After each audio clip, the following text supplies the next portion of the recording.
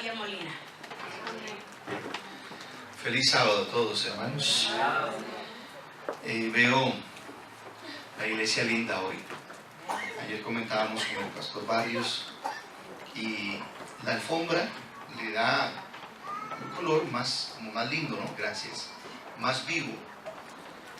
Pero usted sabe que la casa del Señor no son los muebles, no es la buena alfombra, las cortinas que yo veo allá, también le dan vida.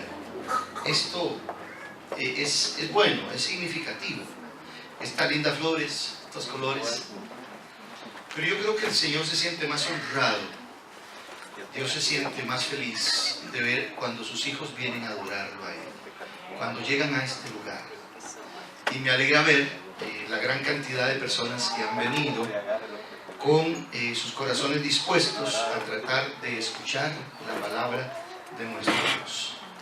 Amados hermanos, una semana dedicada exclusivamente a temas referentes a nuestras hermanas, las damas. Y nos hemos motivado con historias significativas. Comenzamos con Eva, la madre de todos los seres vivientes. Pasamos por la historia de Sara, que ustedes recuerdan. Sara para mí es una de las primeras manifestaciones, no la primera, una de las primeras manifestaciones del poder de Dios, del milagro de Dios, porque siendo estéril, Dios permite que nazca ese niño que es el niño de la promesa. Pero usted ve que el milagro de Dios se manifiesta en diferentes generaciones.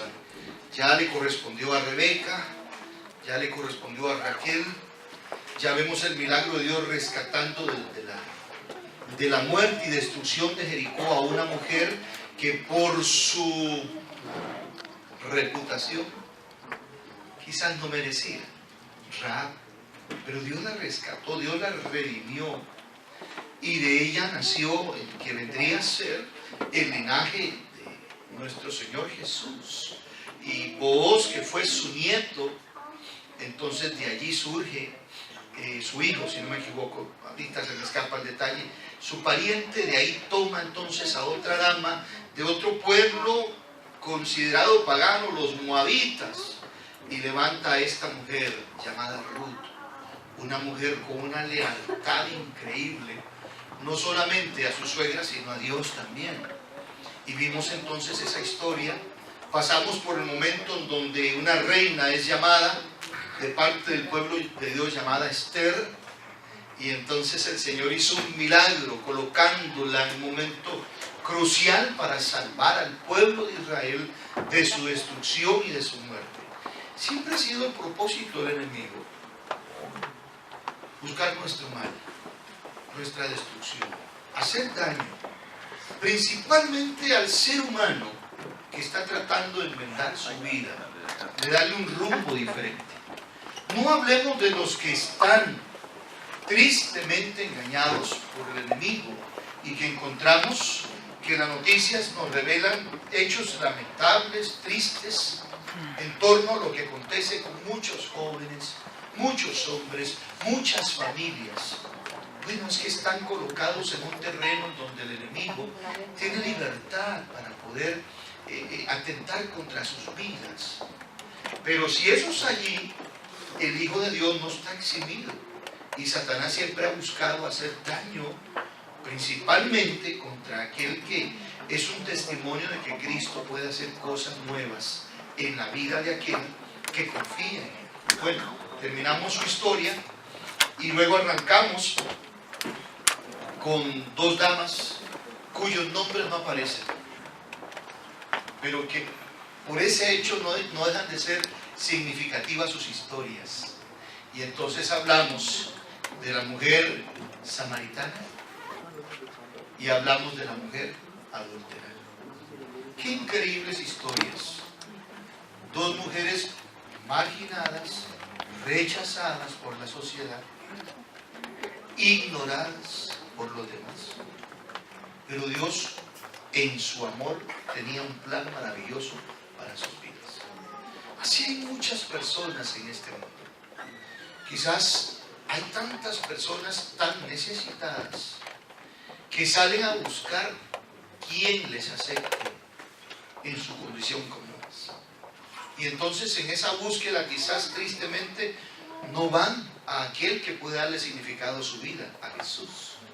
Se refugian en otro ser humano quizás o igual de necesitado que él. Pero estas mujeres estaban solas.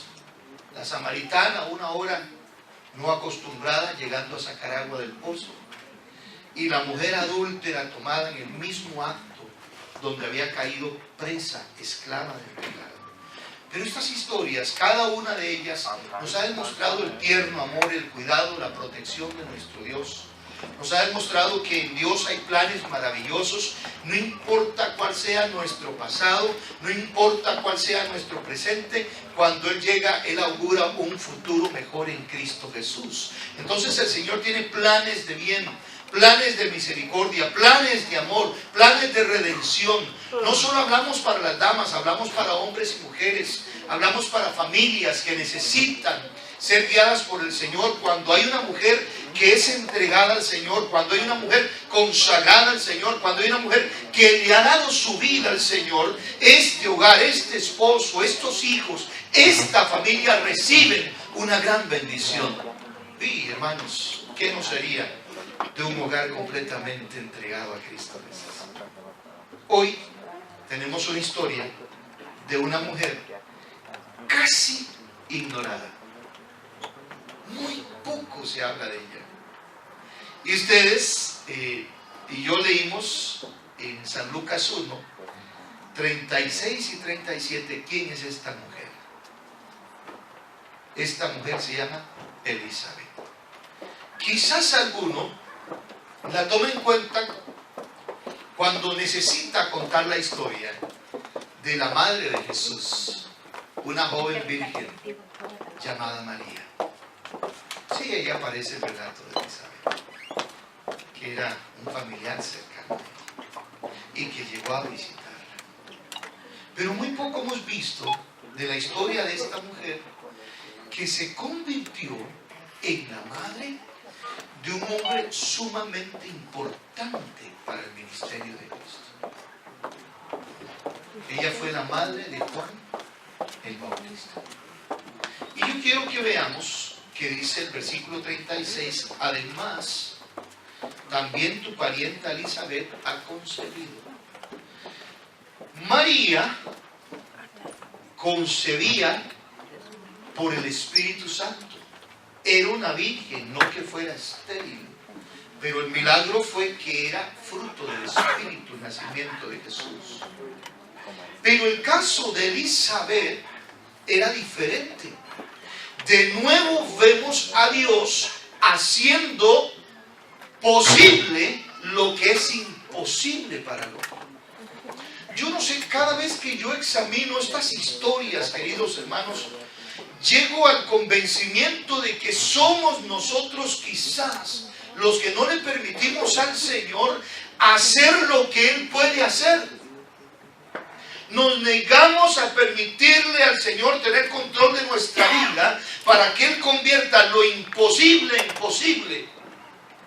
Veo la historia de estos hombres y mujeres tan comunes, tan iguales a usted y a mí, pero veo a un Dios haciendo un milagro en sus vidas. ¿Y será que Dios no puede hacerlo hoy? Estoy seguro que el Señor puede hacerlo y quiere hacer ese milagro en cada corazón en esta mañana acá. Dios quiere hacer una obra en cada corazón. Dios quiere hacer un milagro. Lo que para el hombre no es posible, para Dios sí lo es. Y entonces dice que esta mujer concebiría, a pesar, dice el versículo, de su vejez.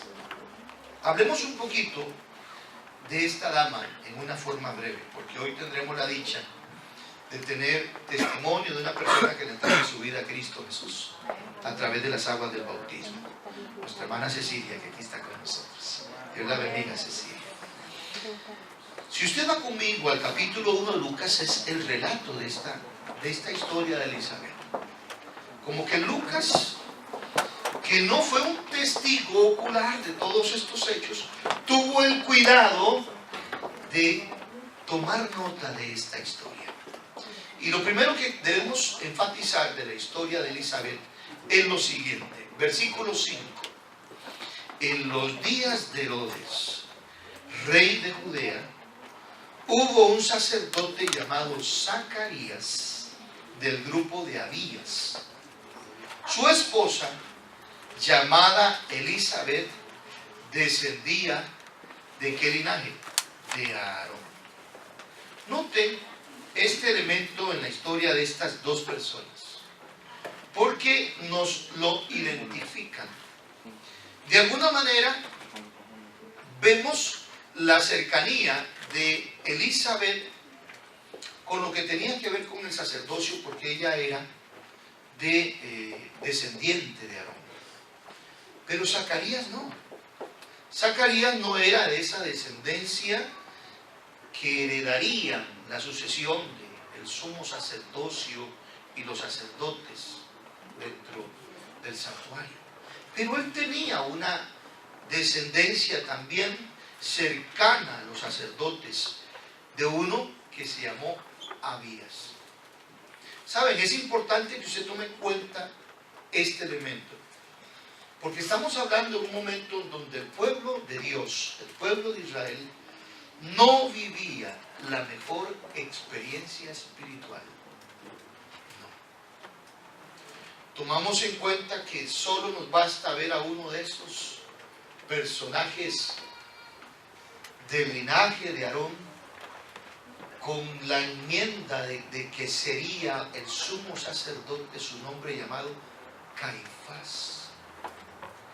Y veremos que es un símbolo de la condición degenerativa espiritual que vivía el pueblo de Israel. Dios tenía que hacer algo. Y no llama a alguien exclusivamente de ese linaje. Quizás usted tiene que entender que había, sí, una cercanía, pero Dios no necesita, no es nuestra capacidad, no es nuestra intelectualidad, no es nuestro conocimiento, no es nuestra sangre azul, no es nuestra riqueza, no es nuestra capacidad lo que le da valor al Señor. El Señor solo necesita hombres y mujeres con la siguiente característica. Número 2, versículo 6. Wow, y cuando yo observo que la palabra de Dios declara esto, es increíble el testimonio.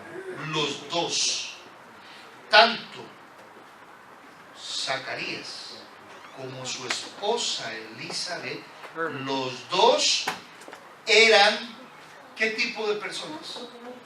Justos. ¿Ante quién? Oh, es muy fácil ser justo ante los demás. No puedo esconder una aparente justicia, una aparente piedad delante de ustedes, pero delante de Dios, qué distinto, porque Dios no mira lo externo. Dios mira qué cosa, aquí, el corazón, lo interno. Decir que los dos eran justos ante Dios. ¿Quién es una persona justa ante Dios? Romanos dice que no hay justo. Pero ¿cómo llego a ser justo? ¿Cómo? Solo me dice Dios que soy justo. ¿O hay algo que yo demuestre por qué soy justo? Primero, soy justo cuando acepto la gracia de Dios en mi vida, que transforma mi corazón, mi vida, que soy pecador delante del Señor. Primero, recibo su gracia, su perdón, su misericordia. No merezco ese don, ese regalo, pero Dios me lo ofrece. Y si yo lo acepto, Dios entonces me limpia de mis pecados y me ve como un hombre justo delante de Él, por la gracia de Cristo Jesús, por su sangre.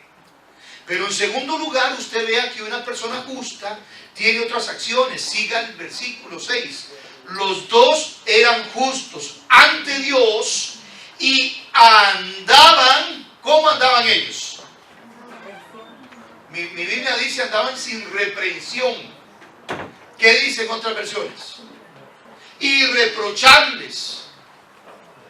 No había falta en sus vidas. ¿Será que alguien puede llegar a tener una condición de vida en esta manera? Querido hermano, la Escritura dice que todo lo podemos en Cristo, que es nuestra fortaleza. Él transforma nuestras vidas. Y quizás es ahí, queridos hermanos, en donde estamos perdiendo la mayor bendición de nuestro Dios, de hacer algo maravilloso en favor de nosotros. Nos negamos a que Dios pueda convertirnos en personas sin reprensión, personas sin mancha, personas irreprensibles.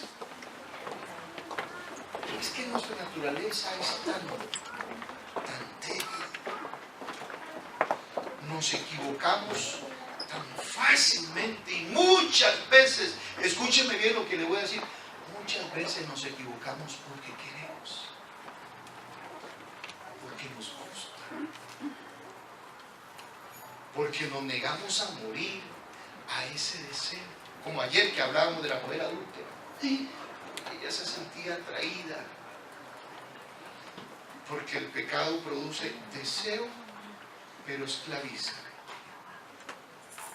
Pero estos dos hombres, estas dos personas, tanto Zacarías como Elizabeth, eran personas justas ante Dios y que andaban sin reprensión, gracias a que ellos guardaban los mandamientos y las ordenanzas del Señor.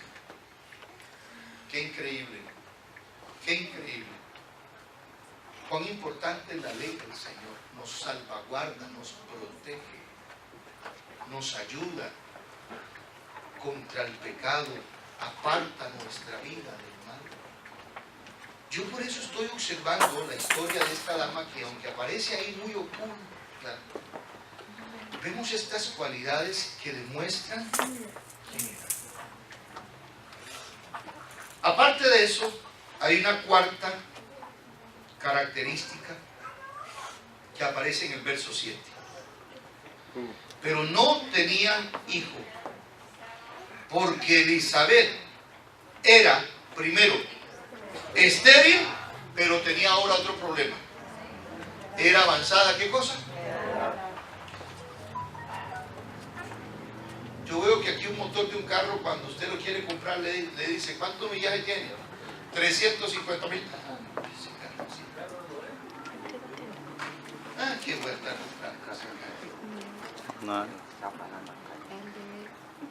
Dice que no podía tener hijos y aparte de eso ya era una mujer. Ya la dejó el tiempo.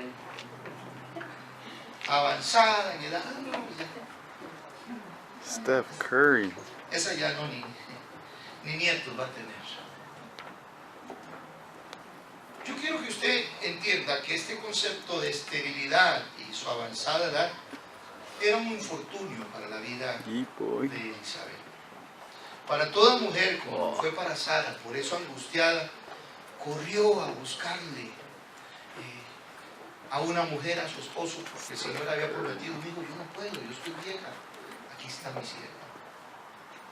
Por eso usted ve la lucha que vivió Raquel con su hermana Lea, porque Lea le daba hijo, y tuvo 4 hijos, y no podía ella, aquí está mi sierva. Estas mujeres angustiadas como Ana, la madre de Samuel, Señor, derrama mi espíritu delante de ti. Ayúdame, escúchame, Señor. Esta última característica es significativa. Y escuche, lo quinto que vamos a ver de ellos, tanto de Zacarías como de Elizabeth, lo quinto es que nos demuestra que ellos vivían con una esperanza a pesar de lo que no tenían. Verso número 13 del capítulo 1. Se le apareció un ángel a Zacarías y el ángel le dijo, Zacarías, no temas. ¿Qué cosa dice así al siguiente? Tu oración ha sido ¿qué? Yo creo que solo la hermana Mercedes anda Biblia hoy. Zacarías, no temas. Tu oración, ¿qué dice allí, hermano? ¿Qué dice? Ha sido oída, no tenga temor. Estamos hablando con el Señor. Estas dos personas, a pesar de las circunstancias, a pesar del infortunio, no solamente eran justos delante de Dios porque andaban sin reprensión, porque guardaban su ley, sino porque eran un hombre y una mujer aferrados a la única forma en donde un hombre puede clamar al Señor, y es por medio de la oración. Hoy, amados hermanos, ¿cuánto poder tiene la oración? Pero quizás nosotros creemos muy poco en el poder de esa oración. Tristemente, no tenemos cómo desarrollar esa vida de oración plena, total. Llego a este momento para decirles que los nombres de las personas en los tiempos bíblicos tenían un significado muy importante. Y esta mujer, su nombre Elizabeth, ¿hay alguien que se llame Elizabeth en esta mañana? Algunos los conocen. María Elizabeth. ¿Quién se llama Elizabeth? Kimberly. Kimberly Elizabeth o Elizabeth Kimberly. Segundo, Kimberly Elizabeth. Catherine Elizabeth. El nombre Elizabeth significa Dios es mi juramento.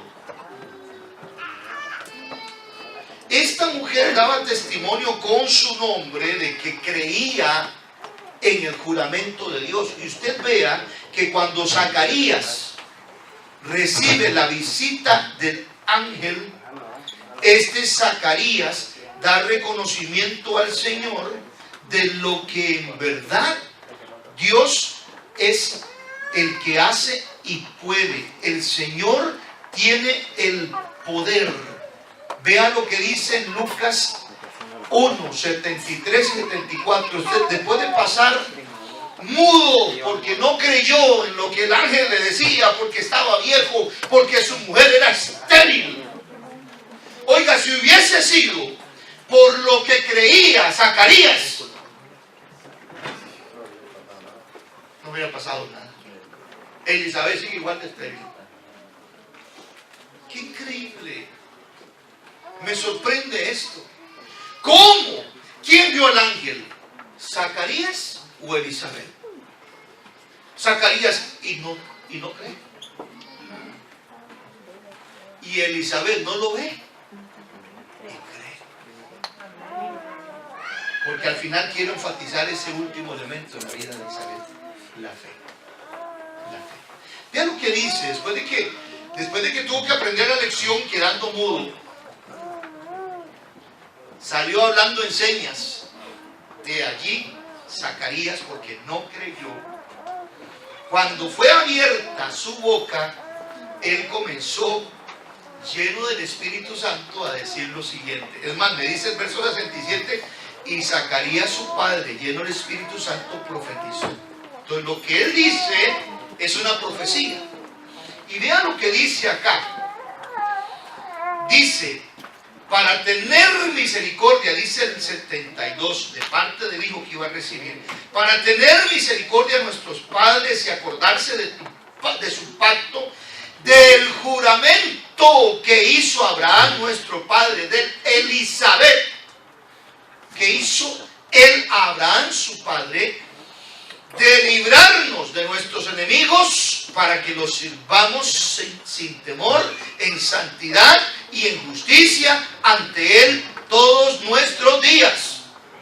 Viene la liberación de Dios, pero no liberta de un enemigo que solo opresiona físicamente. Dice que la libertad que Dios nos otorga, la libertad del pecado, para que vivamos, dice el verso 75, en santidad y en justicia delante del Señor. Pero cuánta falta nos hace entender esa promesa. Queremos que Dios obre, queremos que Dios se manifieste, queremos que Dios haga un milagro, pero nuestra vida quizás no tiene un cambio, no tiene una transformación. Recuerden los que estuvieron anoche, Jesús no lanzó la piedra porque quería darle a esta mujer la oportunidad de una vida nueva, convertida plenamente del pecado. Por eso le dijo: yo no te condeno, pero vete y no peques más. Veo la misma acción del Señor. Él obra, Él se manifiesta, Él nos da libertad, Él cumple su promesa, su juramento, lo que Él dijo a Abraham. Elizabeth recordaba ese juramento del Señor, que Él iba a dar libertad, que Él iba a dar a un Mesías, que iba a darle libertad a su pueblo. Pero dice: para que se viva en santidad y en justicia delante de Dios. No para continuar viviendo igual o en peor condición después de que conocimos a Cristo Jesús. Elizabeth significa: Dios es mi juramento. En otras palabras, otra forma de decirlo es un adorador de Dios, uno que cree en las promesas de su palabra. Y usted sabe que el ángel le tuvo que decir todavía a Zacarías cuál sería el nombre del hijo que iban a nacer. Le dijo: su nombre será llamado Juan. Y como él estaba mudo, cuando llegó el momento de nacer y el pueblo se enteró, y Dios ha visitado a esta mujer, le estaba quitando su afrenta, entonces dice: vamos a ponerle Zacarías. Y ella dijo: no, su nombre será Juan. Es más, pregúntenle a Zacarías y él escribe: su nombre será Juan. Juan significa la misericordia de Dios, el favor de Dios, el perdón, la misericordia de Dios. ¿Saben? Yo podría seguir rescatando elementos importantes de la vida de esta mujer. Una mujer virtuosa, porque era justa delante de Dios, ya lo mencionamos. Una mujer distinta, diferente a las demás. Una mujer privilegiada, porque concibió siendo estéril en su vejez, y todavía su hijo cumpliendo una misión en favor del Mesías enviado. Pero me llama también la atención que esta era una mujer llena del Espíritu Santo.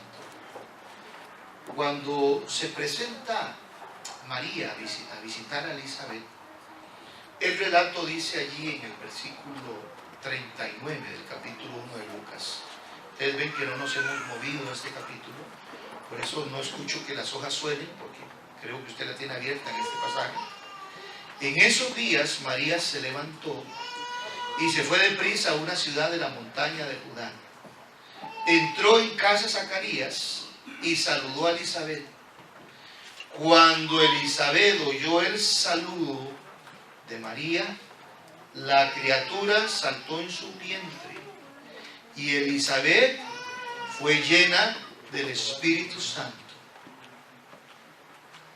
A esta altura,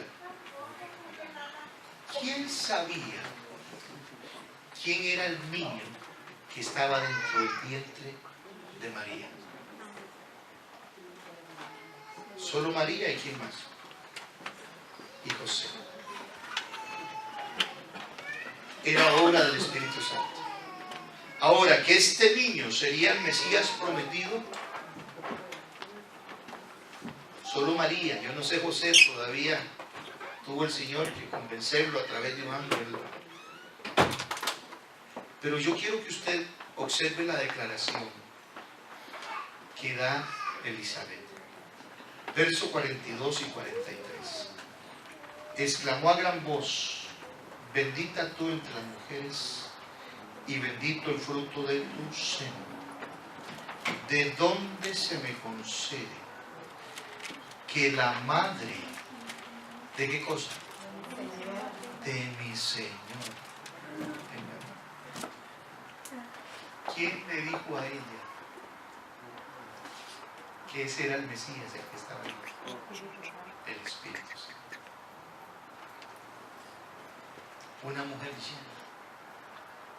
llena del Espíritu Santo. Saben que no tengo por qué hablar de los aspectos de Juan, pero quiero recalcarlos solo brevemente, porque Dios los eligió a ellos como hombre y mujer justos, temerosos de Dios, que guardaban sus mandamientos, que estaban en integridad delante del Señor. Y saben que cumplieron una buena educación, buena formación en su Hijo. Dice que Juan, había una orden del Señor y le dijo a Zacarías: mira, ese niño que van a nacer allí,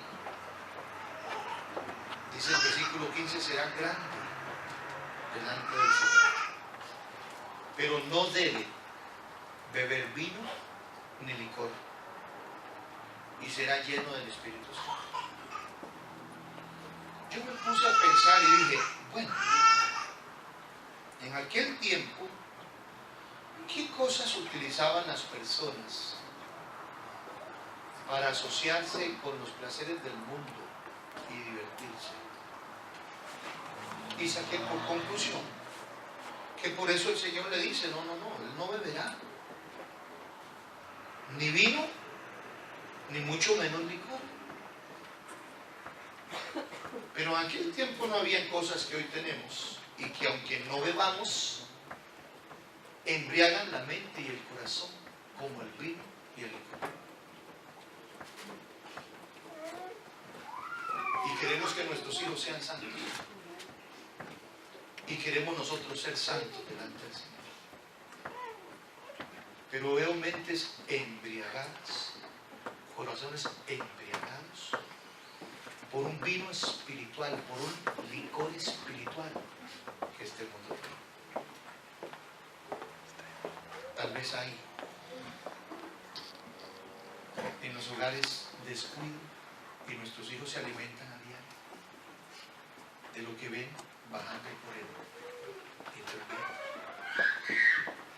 de la música que escuchan, de los videos que ven. Hombres y mujeres enfermándose, embriagándose.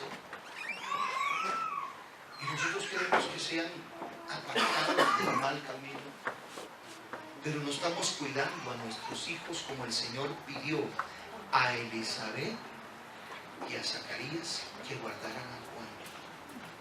Si hoy el Señor nos dijera, mira, este niño debes guardarlo y cuidarlo, ¿qué harían con él? ¿De qué lo guardaríamos? Sí, tal vez tú no tomas, tal vez tú no fumas, que son dos vicios enraizados en la humanidad en general. A un padre y una madre le da igual beber o fumar delante de un hijo. Pero en un aspecto cristiano, usted y yo que creemos en lo que Cristo nos ofrece, ¿será que de alguna manera podemos descuidarnos? Y están bebiendo un vino de este mundo y licor de este mundo nuestros hijos, que están destruyendo sus vidas, sus caracteres. Vean que Juan, después de que él nació, él toma una determinación. Vayan conmigo al versículo 80. Y me gusta esta declaración porque esta es decisión de Juan. Quiere decir que sus padres cumplieron su función. Recuerde que ambos ya eran ancianos. Yo no sé en qué época de sus vidas murieron sus padres. Solo sé que eran muy ancianos, y no estoy seguro de que si cuando Juan comenzó a predicar y a enseñar el mensaje del Señor, podían ya sus padres haber descansado por su edad. No sé. No sé si también cuando él fue decapitado por Herodes, también ya había descansado sus padres, no sé. Pero yo veo que había un propósito en la vida de este hombre para preparar el camino del Señor, y yo observo que estos padres tenían que cumplir su parte para que entonces el Señor obrase por medio de Juan el Bautista. Y dice el verso 80, y el niño crecía y se fortalecía. ¿En qué cosa, querido hermano? Wow. Había una fortaleza en el espiritual. sí me despierta. Y para lograrlo, él consideró que lo mejor era vivir en lugares como desiertos, hasta que salió de allá y se manifestó.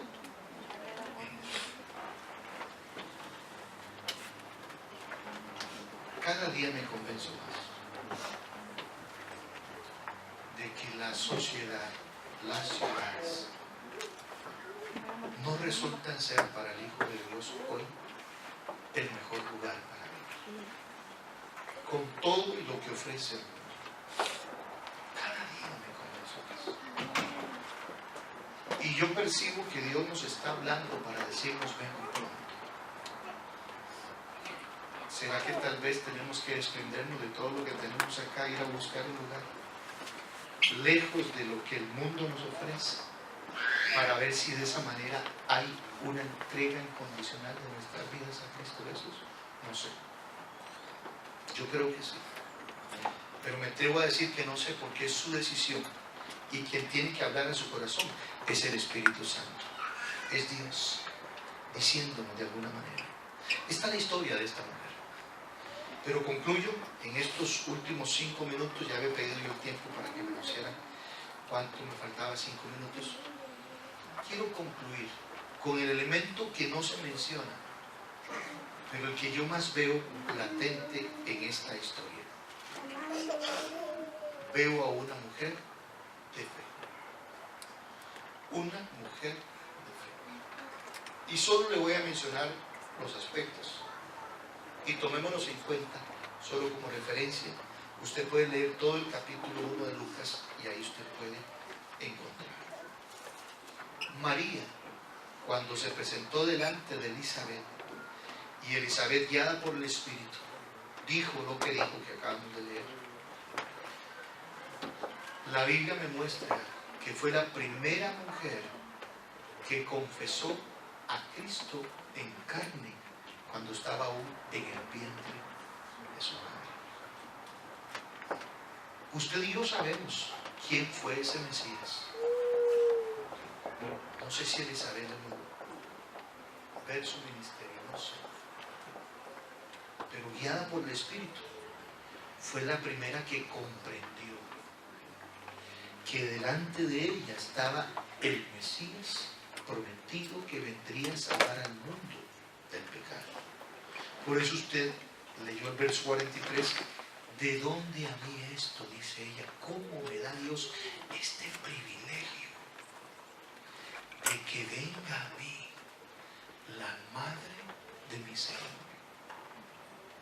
¡Qué privilegio! ¡Qué honor! ¿Cómo desarrolló esa fe? ¿Por qué esa fe? La segunda razón en donde yo veo que ella tiene una fe inamovible es por lo que yo mencioné anteriormente. La condición espiritual de Israel había quedado reducida casi a nada. En esa condición, dice un pensamiento: tal es el sacerdote, tal es, ¿qué cosa? Tal es el sacerdote, tal es el pueblo.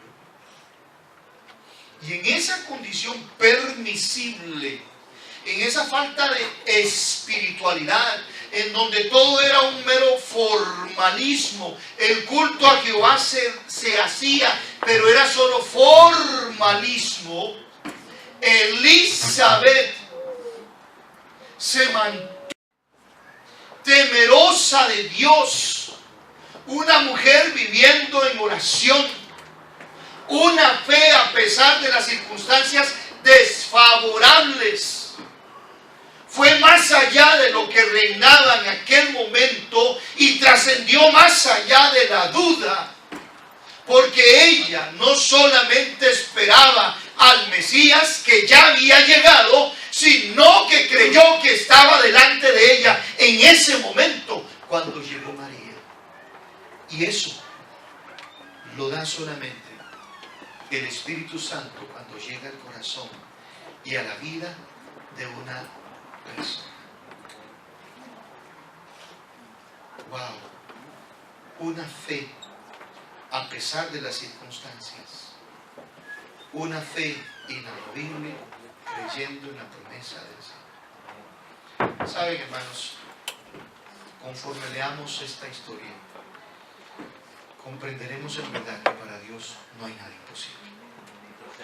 Cuando una persona quiere buscar del Señor, cuando alguien quiere apartarse del mal camino y consagrar su vida al Señor, no hay impedimento. Yo he escuchado a muchos decir: pastor, es que mi esposo no me apoya, él no es cristiano. Pastor, es que yo le digo algo a mis hijos y mi esposo le dice lo contrario. O a la inversa, que un hombre dice: estoy luchando, pero mi mujer no me apoya. Querido hermano, es el momento de ya no poner la mirada en los hombres. Pon tu mirada en Cristo Jesús. Obsérvalo a Él. Mira a Cristo.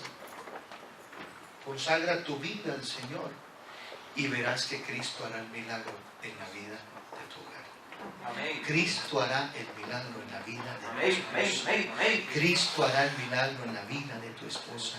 Cristo hará el milagro en la vida de tus hijos. Yo quiero hacer un llamado a toda la vida a que, como Elizabeth, consagre su vida al Señor a pesar de los impedimentos, a pesar de las circunstancias, a pesar de lo desfavorable que sea su vida. Dios es el Dios de lo imposible. Sea justo delante de Dios, ande rectamente en sus mandamientos y permita que el Señor la llene con su Santo Espíritu. Sea una mujer de oración. Yo quiero orar por cada hombre en esta mañana también para decirle: querido hermano, consagre su vida al Señor. Sea lleno del Espíritu Santo como Juan. Permita que el Señor haga un milagro en su vida. Permita que su vida esté movida por la fe verdadera como la que tuvo Elizabeth. ¿Y por qué no decirle a los jóvenes? Porque este mensaje es para cada joven. ¿Por qué no llegar a ser como Juan el Bautista? Juan se apartó del mal y cuando comenzó tenía solo dos propósitos: anunciar la venida de Cristo e invitar al pueblo al arrepentimiento para el perdón de los pecados. Yo les aseguro hoy, Cristo viene pronto, jóvenes. Es el momento de arrepentirnos para que el Señor pueda perdonarnos nuestros pecados. Por eso en esta mañana, concluir antes de orar, nuestra amiga Cecilia ha decidido a invitarla a pasar aquí al frente. Cecilia, yo le voy a tomar un voto. Ese voto implica que usted, ante lo que yo le pregunto, levanta su mano, aceptando. Después de cada declaración, cuando ya termina, usted levantó para su manita nuevo, yo le hago otra segunda declaración. Y así está, estoy confirmando. Este es el testimonio para todos estos hermanos y los que están acá. Si quieren se coloca aquí para que todos la puedan ver, porque le damos la espalda a ellos. Cecilia, cree en Dios, en el Padre, su Hijo y en el Espíritu Santo. Amén. Cree que Jesús murió por usted en la cruz del Calvario y lo acepta hoy como el Salvador personal de su vida. Amén. ¿Cree que Jesús volverá a esta tierra muy pronto por segunda vez? Y esos propósitos están listos para ser salva cuando Él vuelva. ¿Y por qué no ayudar a otros a que sean salvos en este momento, anunciando el venimiento de Cristo? Amén. ¿Cree usted que la Biblia es la palabra de Dios y la regla a la cual el cristiano debe sujetarse para aprender a conocer esa voluntad de Dios? Amén. Cecilia, su cuerpo es templo del Espíritu Santo. Quiere prometer delante de Dios cuidar este cuerpo, absteniéndose de cosas que puedan destruirlo, los vicios, los tabacos, el licor en todas sus formas. ¿Quiere usted honrar al Señor Jesús? Amén. ¿Cree usted que a través del bautismo sus pecados son perdonados y desea hoy ser bautizado para que se perdonen sus pecados? ¿Cree usted también que Dios tiene un pueblo? Hoy lo llamamos Iglesia Adventista del Séptimo Día, que constituye el pueblo de Dios. ¿Quiere ser aceptada en esta mañana como parte de este pueblo al ser bautizada? Amén.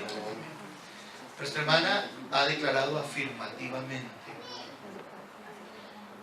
Yo pregunto a los miembros bautizados de la iglesia, ¿cuántos, levantando su mano en alto, aprueban que ella sea bautizada para el perdón de sus pecados?